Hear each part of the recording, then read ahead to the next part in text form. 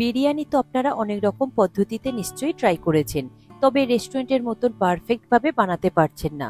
আজ আমি আপনাদের সাথে শেয়ার করব পারফেক্ট মাটন বিরিয়ানি। পারফেক্ট ভাবে বানানোর জন্য প্রতিটা স্টেপ ও টিপস ফলো করতে হবে, আর রেস্টুরেন্টের কিছু সিক্রেট টিপস আমি আপনাদের সাথে খুব সহজেই শেয়ার করব।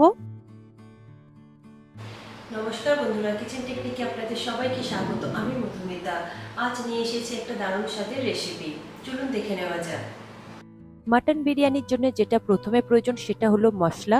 মশলাটার রেসিপি আমার আগেই দেওয়া রয়েছে, আপনারা চাইলে গিয়ে দেখে নিতে পারেন। আমি ডেসক্রিপশন বক্সে তার লিঙ্কটা দিয়ে দেব। আমি বিরিয়ানির জন্য দু রকমের মশলা করে দেখাবো। দুটো মশলা আমি এখানে ব্যবহার করেছি। প্রথমে দেখুন এই মশলাগুলোকে একটু ড্রাই রোস্ট করে নেব 1 থেকে 1.5 মিনিটের জন্য লো ফ্লেমে। মশলাগুলো যেন কালো করে ভাজবেন না, তাহলে এই সুন্দর ফ্লেভারটা নষ্ট হয়ে যাবে। পর মশলাগুলো নামিয়ে নেবেন, ঠান্ডা হয়ে গেলে সুন্দর করে একটা পাউডার করে নেবেন। আর পাউডার হয়ে গেলে এটাকে একটা স্ট্রেনারের সাহায্যে চেলে নেবেন, তাহলে একটা ফাইন পাউডার বের হবে। এখন রেডি হয়ে গেল আমার প্রথম বিরিয়ানির মশলা। এরপরে সেকেন্ড বিরিয়ানির মশলাটা আমি ছোট এলাচ নিয়েছি আর জয়িত্রী নিয়েছি সম পরিমাণে, নিয়ে এটাকে খুব ভালো করে শিলপাটাতে আমি গুঁড়ো করে নিয়েছি, তারপরে এটাকে চেলে নিয়েছি। এটা হলো সেকেন্ড বিরিয়ানি মশলা। এরপর নিয়েছি আমি 250 গ্রাম টক দই। টক দইটা আমি জল ঝরিয়ে রেখেছিলাম 1 থেকে 1.5 ঘন্টা মতন। তারপরে দেখুন খুব ভালো করে আমি ফেটিয়ে নিচ্ছি। এটাকে ফেটিয়ে একদম স্মুথ তৈরি করে নেবেন। এরপরে আমি মাটনটা নিয়েছি। মাটনটা দেখুন আমি এখানে 1 কেজি পরিমাণে নিয়েছি। সাইজটা আমি মিডিয়াম সাইজে রেখেছি, খুব বড় না খুব ছোটও না। আপনারা নিজেদের প্রয়োজন মতো সাইজটা রাখবেন, তবে এখানে 100 গ্রামের একটু কম রয়েছে। এই মাটনটা আপনারা রেওয়াজি মাটন নেবেন, এতে করে মাটনের গায়ে অনেকটাই পরিমাণে চর্বি থাকে। চর্বি থাকলে বিরিয়ানির টেস্টটা অনেকটাই বাড়িয়ে দেয়। এরপর মাটনটা ম্যারিনেট করে নেব, তার জন্য দিয়ে দেব স্বাদ অনুযায়ী নুন, দিয়ে দেব 2 চা চামচ লাল লঙ্কার গুঁড়ো, তবে এখানে কাশ্মীরি লঙ্কার গুঁড়োটা ব্যবহার করবেন না। এরপরে দিয়ে দেব 1/2 চা চামচ গোলমরিচ গুঁড়ো। দেখুন আমি নিয়েছি প্রথম বিরিয়ানির মশলা, এখান থেকে আমি নিয়ে নেব 1 চা চামচ। প্রথম বিরিয়ানির মশলাটা আমি 1 চা চামচ মাটনের উপরে ছড়িয়ে দেব। এরপর নিয়েছি সেকেন্ড বিরিয়ানি মশলা, সেখান থেকে আমি 1 চা চামচ নেব, নিয়ে মাটনের উপরে ছড়িয়ে দেব। আর দিয়েছি 1 চা চামচ গরম মশলা গুঁড়ো, দিয়ে দেব 2 টেবিল চামচ আদা বাটা, আর দিয়ে দেব 2 টেবিল চামচ রসুন বাটা, আর দিয়ে দেব ফেটিয়ে রাখা টক দই। এরপরে সবকটা উপকরণ খুব ভালো করে মাটনের সাথে মিশিয়ে নেব। মিশানো হয়ে গেলে কম করে আপনারা 2 ঘন্টা মতন এইভাবে ম্যারিনেট করে রেখে দেবেন। পারলে আপনারা নর্মাল ফ্রিজেও রাখতে পারেন, তবে এর মধ্যে কোনো রকম পেঁপে বাটা কিংবা ভিনিগার কিছু দেওয়ার প্রয়োজন নেই। টক দই দিলেই খুব সুন্দরভাবে নরম হয়ে যাবে মাংসটা। এরপরে মশলা দুধটা বানিয়ে নেব, তার জন্য একটা পাত্র নিয়েছি, তাতে আমি 200 ml মতো দুধটা নিয়েছি। তা আগে থেকে ফুটিয়ে রাখা ছিল, উষ্ণ গরম রয়েছে। তার মধ্যে আমি দিয়ে দেব বিরিয়ানি মশলা 1, এখানে আমি 1 চা চামচ নিয়েছি। নিয়েছি সেকেন্ড বিরিয়ানি মশলা, এখান থেকেও আমি 1 চা চামচ নিয়ে নেব, নিয়ে দুধের মধ্যে দিয়ে দেব। আর দিয়ে দেব 1/2 চা চামচ নুন। আর বিরিয়ানি মশলা প্রথম আর বিরিয়ানি মশলা সেকেন্ড, এই দুটো মশলা খুব ভালো করে দুধের সাথে মিশিয়ে নেব। দেখুন খুব ভালো করে মিশানো হয়ে গিয়েছে, এটাকে সরিয়ে রাখবো। এরপরে আরেকটা পাত্রে আমি 3 টেবিল চামচ ফুটন্ত গরম দুধ নিয়েছি, তার মধ্যে 2 চিমটি মতন আমি স্যাফরন দিয়ে দেব। এটাকে ঢাকা দিয়ে 15 মিনিট মতো রেখে দেবেন, কালারটা খুব সুন্দর ছেড়ে দেবে। এরপরে আমি ওয়াটার এসেন্সটা তৈরি করে নেব, তার জন্য একটা বোল নিয়েছি, তাতে দিয়ে দেব 4 টেবিল চামচ কেওড়া জল, আর নিয়ে নেব 4 টেবিল চামচ গোলাপ জল। আমি এই ব্র্যান্ডগুলো ইউজ করেছি, আপনারা যে কোনো ব্র্যান্ডের ইউজ করতে পারেন। আর দিয়ে দেব 8 থেকে 10 ফোঁটা মতো মিঠা আতর। পরে খুব ভালো করে একটু মিশিয়ে নেবেন, তারপরে এটাকে ঢেকে রেখে দেবেন, তা নাহলে এই সুন্দর গন্ধটা বেরিয়ে যাবে। এরপরে আমি নিয়েছি 50 গ্রাম মতন খোয়া ক্ষীর। খোয়া ক্ষীরটাকে আপনারা মিক্সিং জারে গুঁড়ো করে নিতে পারেন, কিংবা গ্রেটারের সাহায্যে গ্রেট করে নিতে পারেন। নিয়েছি 50 গ্রাম মতন আলু বোখরা, আর নিয়েছি আমি এখানে 500 গ্রাম আলু। আলুগুলো দেখুন আমি 2 টুকরো করে নিয়েছি। আলুগুলো একটু মিডিয়াম সাইজ রয়েছে বলে, আপনাদের যদি বড় হয় তাহলে 4 টুকরো করে নেবেন। এরপর আলুতে আমি অল্প করে একটু নুন দিয়ে দেব আর হলুদ দিয়ে দেব। নুন আর হলুদ আলুগুলোর গায়ে খুব ভালো করে মিশিয়ে নেব, তবে হলুদের পরিবর্তে আপনারা স্যাফরন কালার দিতে পারেন। দেখুন নুন আর হলুদ ভালো করে মিশানো হয়ে গিয়েছে, এইভাবে আমি 10 মিনিট মতো রেখে দেব। পরে নিয়েছি মোষের দুধের ঘি। ঘিটা দেখুন সাদা রঙের হয়, আর এটা হচ্ছে শ্রী ঘি। এটা অনলাইনে খুব সহজেই পেয়ে যাবেন, তবে এই ঘিয়ের কোনো রকম বিকল্প নেই। তবে আপনারা যদি না পান তাহলে নর্মাল বাজারে পাওয়া সেই ঘি দিয়েও করে নিতে পারেন। এরপর নিয়েছি 200 গ্রাম পেঁয়াজ। পেঁয়াজগুলোকে খুবই ঝিরিঝিরি করে কুচিয়ে নিয়েছি, যেহেতু এর অর্ধেকটা হবে বেরেস্তা আর অর্ধেকটা আমি মাটন কষাতে দেব। এরপর আমি বেরেস্তাটা তৈরি করে নেব, তার জন্য একটা কড়াই নিয়েছি, তাতে দিয়ে দেব 150 ml মতো সাদা তেল। তেলটা হাই ফ্লেমে খুব ভালো করে গরম হয়ে গেলে তারপরে এখান থেকে অর্ধেক পেঁয়াজ কুচি আমি দিয়ে দেব, দিয়ে আমি বেরেস্তা তৈরি করে নেব। বেরেস্তাটা আপনারা হাই ফ্লেমে করবেন, এতে করে পেঁয়াজটা খুব সুন্দর মুচমুচে হবে আর কালারটাও তাড়াতাড়ি চলে আসবে। বেরেস্তা করবার সময় কন্টিনিউ আপনারা নাড়াচাড়া করবেন, তা নাহলে পেঁয়াজগুলো কিন্তু কালো হয়ে যাবে। তাই কন্টিনিউ নাড়াচাড়া করে দেখুন পেঁয়াজগুলো সব দিকটা সমানভাবে কালার চলে এসেছে। যখনই হালকা গোল্ডেন কালার হয়ে আসবে ঠিক এই রকম, তখন আপনারা তুলে নেবেন। ঠান্ডা হলে এর কালারটা অনেকটাই গাঢ় হয়ে যাবে। বেরেস্তা ভাজা হয়ে গিয়েছে, এরপর ওই তেলের মধ্যে আমি আলুগুলোকেও ভেজে নেব। আলুগুলোকে খুব বেশি লাল করে ভাজতে হবে না, ঠিক এই রকম করে আপনারা ভেজে নেবেন। আলুগুলো একটু মাঝের মধ্যে উল্টে দেবেন যাতে চারিদিকটা খুব ভালোভাবে একটু কালার হয়ে যায়। আলুগুলো আমি উল্টে পাল্টে খুব ভালো করে একটু লাল লাল করে ভেজে নিয়েছি। আলুগুলো যখন ঠিক এই রকম ভাজা হয়ে যাবে তখন তার মধ্যে দিয়ে দেবেন 200 ml মতো জল। জলটা দেওয়ার পরে একটু ভালো করে মিশিয়ে নেবেন। দেখুন খুব ভালো করে মিশানো হয়ে গিয়েছে। এরপরে এর মধ্যে দিয়ে দেব হাফ চা চামচ নুন। তো আগে নুন হলুদ মাখানো ছিল তাই অল্প করে আমি নুন দিলাম, এতে করে নুনটা খুব ভালোভাবে চলে যাবে। এইভাবে লো ফ্লেমে ঢাকা দিয়ে আপনারা এটাকে আলুটাকে 80% পর্যন্ত সিদ্ধ করে নেবেন।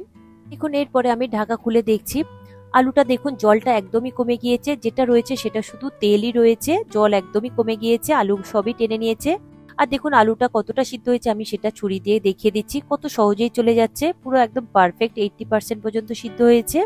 এরপরে আলুগুলোকে ওই তেল থেকে ছেঁকে আমি তুলে নেব একটা পাত্রের মধ্যে।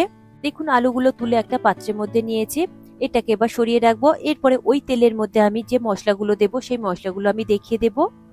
নিয়েছি 4টে ছোট এলাচ, নিয়েছি দারচিনির টুকরো 2 থেকে 3টে, নিয়েছি হাফ চা চামচ গোলমরিচ গুঁড়ো, 10 থেকে 12টা নিয়েছি লবঙ্গ, একটা নিয়েছি স্টার এনিস, 2টো তেজপাতা, একটা কালো এলাচ, নিয়েছি 10 থেকে 15টা মতো কাবাব চিনি, আর নিয়েছি জয়িত্রী 4 ভাগের 1 ভাগ। দেখুন এই মশলাগুলো এবার ওই তেলের মধ্যে দিয়ে দেব, যে তেলটার মধ্যে আমি আলুটা সিদ্ধ করে নিয়েছিলাম। সেখানে কিন্তু আর কোনো রকম জল নেই, শুধু তেলই রয়েছে। পরে গ্যাসের ফ্লেমটাকে মিডিয়ামে করে মশলাটাকে 30 থেকে 40 সেকেন্ড মতো খুব ভালো করে ভেজে নেব। এরপরে দিয়ে দেব পেঁয়াজ কুচি, যে অর্ধেক পেঁয়াজ কুচিটা পড়েছিল সেটাই দিয়ে দেব। পেঁয়াজটাকে একটু লাল লাল করে ভেজে নেবেন, খুব বেরেস্তার মতো লাল লাল করে ভাজবার দরকার নেই, হালকা লাল হওয়া পর্যন্ত ভেজে নেবেন। পেঁয়াজ ভাজা হয়ে গিয়েছে, এরপরে দিয়ে দেব ম্যারিনেট করা মাটন। মাটনটা দেওয়ার পরে গ্যাসের ফ্লেমটাকে হাইতে করে মাটনটাকে খুব ভালো করে কষিয়ে নিতে হবে 5 থেকে 6 মিনিট মতন। দেখবেন মটনটা কষানোর সাথে সাথেই খুব সুন্দরভাবে তেল আর জলটা ছাড়তে শুরু করে দেবে। যেহেতু এতে টক দই রয়েছে, টক দই থাকলে তেলটা খুব সুন্দরভাবে ছেড়ে দেয়। 5 মিনিট কষানোর পরে এটাকে আমি ঢাকা দিয়ে দেব আরো 10 মিনিটের জন্য। এই সময় গ্যাসের ফ্লেমটাকে লো টু মিডিয়ামে দেব। 10 মিনিট পরে ঢাকা খুলে দেখছি, দেখুন মাটন থেকে কত সুন্দরভাবে তেল আর জল ছেড়ে দিয়েছে। আমি আরো একবার খুব ভালো করে মিশিয়ে নেব। এই সময় গ্যাসের ফ্লেমটাকে আমি মিডিয়ামে রেখেছি। এরপর দিয়ে দেবো হাফ চা চামচ প্রথম বিরিয়ানি মশলা, দিয়ে দেবো হাফ চা চামচ সেকেন্ড বিরিয়ানি মশলা, আর দিয়ে দেবো হাফ চা চামচ গরম মশলা গুঁড়ো। এরপরে খুব ভালো করে আরো একবার মিশিয়ে নেব। এই সময় গ্যাসের ফ্লেমটাকে আমি হাইতে দিয়েছি, দিয়ে খুব ভালো করে মিশিয়ে নেব। মিশানো খুব ভালো করে হয়ে গেলে আরো 5 মিনিট মতো এটাকে ফুটিয়ে নেব। দেখুন 5 মিনিট ফোটানো হয়ে গিয়েছে, গ্যাসের ফ্লেমটাকে আমি বন্ধ করে দিয়েছি। পরে এই মাটনটাকে আমি প্রেসার কুকারে দেব। প্রেসার কুকারে দিয়ে খুব ভালো করে সিদ্ধ করে নেব, তাই আমি প্রেসার কুকারে এটাকে তুলে নিচ্ছি। প্রেসার কুকারে দেখুন মাটনটা নিয়েছি, তারপরে আমি এখানে 250 ml মতো জল দিয়ে দিয়েছি, যেহেতু 1 কেজি মাংস রয়েছে। পরে এটাকে ঢাকা দিয়ে মিডিয়াম ফ্লেমে আমি এখানে 6 থেকে 7টা মতন সিটি দিয়ে নেব। তবে আপনাদের মটনের কোয়ালিটি হিসাবে আপনারা সিটি দিয়ে নেবেন। এরপর বিরিয়ানির জন্য বাসমতি চালটা দেখে নেব। আমি এখানে দেখুন চালটাকে 6 থেকে 7 বার মতো খুব ভালো করে ধুয়ে নিয়েছি। ধুয়ে নেবার পরে আমি 1 ঘন্টা মতো ভিজিয়ে রেখেছিলাম। আমি এখানে 500 গ্রাম বাসমতি চাল নিয়েছি। আলু আর চালের পরিমাণটা সবসময় সমান রাখবেন, আর মাংসের পরিমাণটা চালের থেকে ডবল রাখবেন। 500 গ্রাম যদি চাল হয় তাহলে মাংসের পরিমাণটা সবসময় 1 কেজি রাখবেন। এখন 1 ঘন্টা ভিজানো হয়ে গিয়েছে, এরপর এটা আমি জল ঝরিয়ে রেখে দেব। আমি কিছু গোটা মশলা নিয়ে নেব। নিয়েছি একটা স্টার এনিস, 3টে এলাচ, 4-5টা মতন লবঙ্গ, 2 থেকে 3টে মতো দারচিনি, 3টে তেজপাতা, একটা কালো এলাচ, 4 ভাগের 1 ভাগ হচ্ছে জয়িত্রী।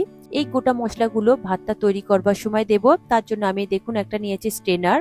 আপনাদের কাছে স্ট্রেনার যদি না থাকে তাহলে সাদা কাপড়, সুতির কাপড়ের মধ্যে বেঁধে এগুলো দিয়ে দিতে পারেন, এতে করে খুব সুন্দরভাবে ফ্লেভারটা বের হবে। তবে মশলাগুলো আর তাহলে ভাতের মধ্যে ছড়িয়ে যাবে না। এগুলো ভাতের মধ্যে ছড়িয়ে গেলে মুখে পড়লে খুব একটা বেশি ভালো লাগে না বিরিয়ানিটা খেতে। দেখুন আমি স্ট্রেনারের মধ্যে সবকিছু ভরে নিয়েছি মশলা। এরপরে এটা আমি ওই জলের মধ্যে দিয়ে দেব। তার জন্য আমি আগে থেকে রেডি করে রেখে দিলাম। এরপর দেখুন একটা ডেক্সি বাটির মধ্যে আমি 3 লিটার মতো জল নিয়েছি। যেহেতু আমার এখানে 500 গ্রাম চাল রয়েছে, ভাতটা তৈরি করবার সময় জলের পরিমাণটা সবসময় আপনারা বেশি দেবেন, এতে করে ভাতটা খুব সুন্দর ঝরঝরে হবে, একটার সাথে আরেকটা লেগে যাবে না। এরপর জলের মধ্যে ওই মশলা স্ট্রেনারটা দিয়ে দেব, আর দিয়ে দেব 3 টেবিল চামচ লবণ, দিয়ে দেব 2 টেবিল চামচ কেওড়া জল, দিয়ে দেব 1 চা চামচ শ্রী ঘি। ঘি আর নুনটাকে জলের সাথে খুব ভালো করে মিশিয়ে নিয়েছি। এরপরে হাই ফ্লেমে এটাকে ঢাকা দিয়ে খুব ভালো করে ফুটিয়ে নেব। জলটা ফুটে উঠেছে, এরপরে ঢাকা খুলে আমি দেখছি, দেখুন জলটা খুব টকবকে করে ফুটে উঠেছে। জলের উপরে যে ফেনাটা হয়েছে এটা আমি অল্প করে একটু ফেলে দেব। দেখুন ফেলে দিয়েছি ফেনাটা। এরপরে ওই ফুটন্ত জলে জল ঝরিয়ে চালটাকে দিয়ে দেবেন, তবে জল অবস্থায় আপনারা চালটা দেবেন না। এরপরে চালটাকে আমি একটু মিশিয়ে নিচ্ছি জলের সাথে। এরপরে এটাকে হাই ফ্লেমে খুব ভালো করে ফুটিয়ে নেবেন। দেখুন চালটা কত সুন্দরভাবে ফুটে উঠেছে। চালটা আপনারা কিন্তু 80% পর্যন্ত সিদ্ধ করে নেবেন। দেখুন আমি চালটা দেখিয়ে দিচ্ছি ঠিক কেমন আপনারা সিদ্ধটা করে নেবেন। চালটা হাতে করে নেবেন, নিয়ে এইভাবে টিপবেন, তাতে করে দেখবেন চালটা ভেঙে যাবে, কিন্তু হাতে একদম গলে যাবে না। ঠিক সেই অবস্থায় আপনারা চালটাকে জল থেকে তুলে নিয়ে একটা পাত্রের মধ্যে ঝারিয়ে নেবেন। এর মধ্যে দেখুন মটনটাও আমার 6টা সিটি পরে সিদ্ধও হয়ে গিয়েছে, আর এই স্টিমটাও নেমে গিয়েছে। এরপরে এটাকে আমি খুলে দেখিয়ে দেব, আর এর থেকে আমি মাংসটাকে আলাদা করে নেব। মাংসগুলোকে তুলে নেবেন আপনারা, আর এই স্টকটাকে আপনারা রেখে দেবেন। মাটন স্টকটা আমার কতটা পরিমাণে বেরিয়েছে, এরপরে এটাকে আমি একটা স্ট্রেনারের সাহায্যে ছেঁকে নেব। আপনারা ডিরেক্ট এটা ব্যবহার করবেন না, এর মধ্যে যেহেতু হাড়ের টুকরো কিংবা মশলাগুলো রয়েছে, মুখে পড়লে একদমই ভালো লাগবে না, তাই ছেঁকে নিয়ে এটাকে ব্যবহার করবেন, দেখবেন খুব সুন্দর লাগবে বিরিয়ানিটা খেতে। মাটন স্টকটা এইভাবে ছেঁকে নিলে কত সুন্দর স্মুথ স্টক বেরিয়েছে। এরপরে এটা দেখুন উপর থেকে কতটা পরিমাণে মশলা আলাদা হয়ে গেল। দেখুন আমার এখানে 250 ml মতন মাটন স্টক বেরিয়েছে। আপনাদের যদি এর থেকে বেশি বের হয় তাহলে বাদ দিয়ে দেবেন, যেহেতু এখানে মাটনটা আগে থেকে খুব ভালোভাবে সিদ্ধ রয়েছে, আলুটাও সিদ্ধ রয়েছে। দেখুন উপর থেকে আমি ফ্যাটটাকে আলাদা করে নিচ্ছি, এটা বিরিয়ানির উপরের লেয়ারে একদম দিয়ে দেব সবার শেষে। আর এই ফ্যাটের সঙ্গে আপনারা 3 টেবিল চামচ মতো শ্রী ঘি ব্যবহার করবেন, করে মিশিয়ে রেখে দেবেন। আমি এখানে একটা বিরিয়ানির হাঁড়ি নিয়েছি। হাঁড়ির মুখটা দেখবেন অনেকটা বড় হয়, সেই হাঁড়িটা নিলে খুব ভালো সুবিধে হয়।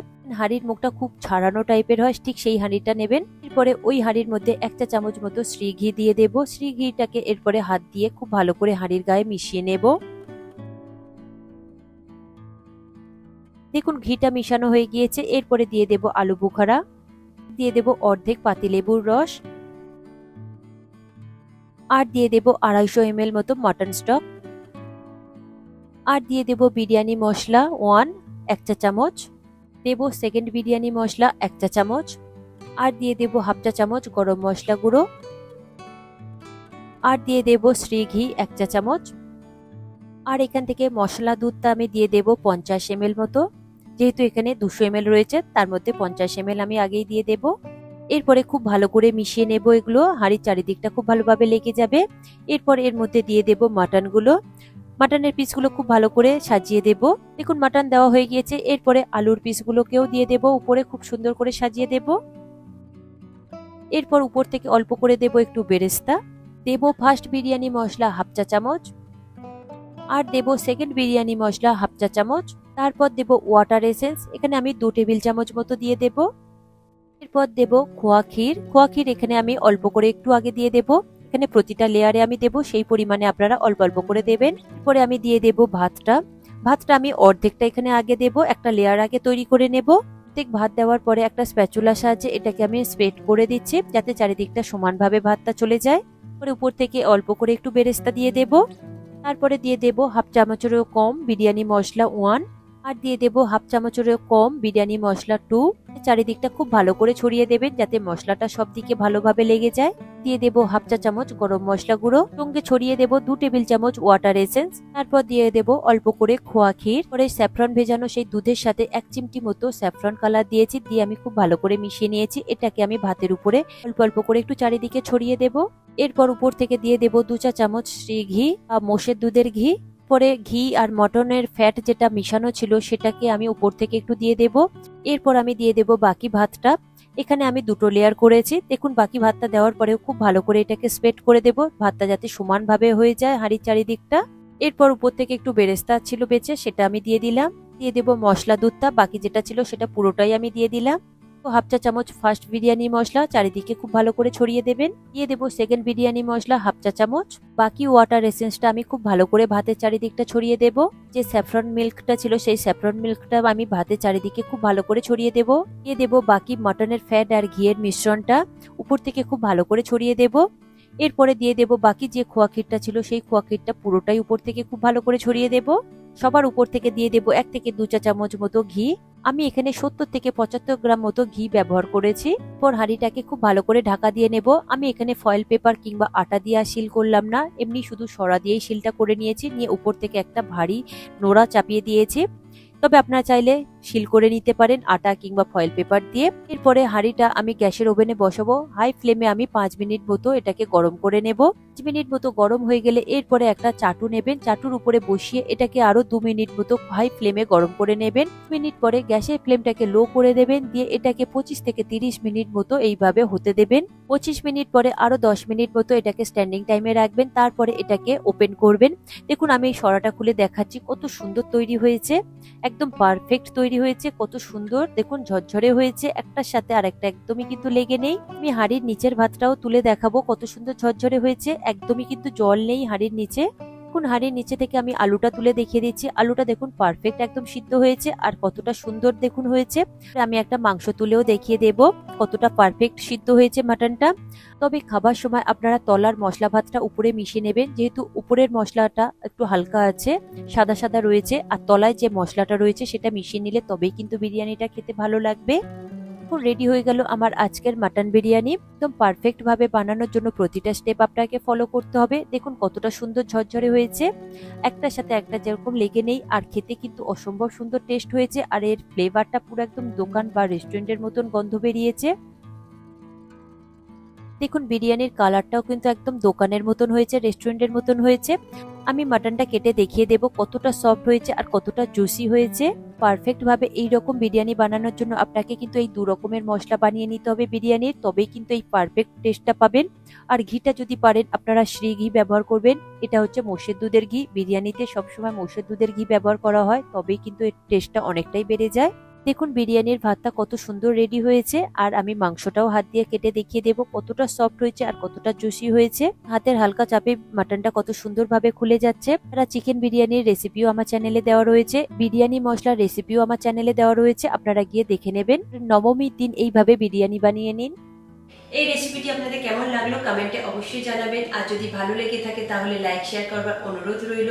সাথে এই রকম সব নিত্য নতুন রেসিপি পাওয়ার জন্য কিচেন টেকনিককে সাবস্ক্রাইব করে রাখবেন। আজ তাহলে এই পর্যন্ত, আবারও দেখা হবে অন্য কোনো রেসিপির সাথে। সবাই ভালো থাকবেন, সুস্থ থাকবেন, আর ভিডিওটি পুরো দেখার জন্য অসংখ্য ধন্যবাদ।